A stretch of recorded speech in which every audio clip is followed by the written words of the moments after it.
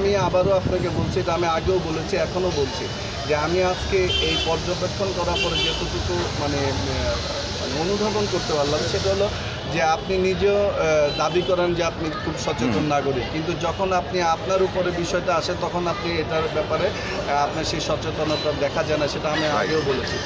আমি এই জিনিসটা স্পষ্ট করে বলতে চাই, আইন সবার জন্য সমান, সেটাই আমরা প্রতিষ্ঠিত করতে চাই। এটা আমার মাননীয় প্রধানমন্ত্রী তারেক রহমানের সবচেয়ে বড় অঙ্গীকারের মধ্যে একটি অঙ্গীকার, যে আইনের সুশাসন প্রতিষ্ঠা করা। তবে আইন যেখানে ব্যত্যয় ঘটবে, সে কোন ব্যক্তি কোন গোষ্ঠী সেটার দিকে দেখার কোনো সুযোগ নাই।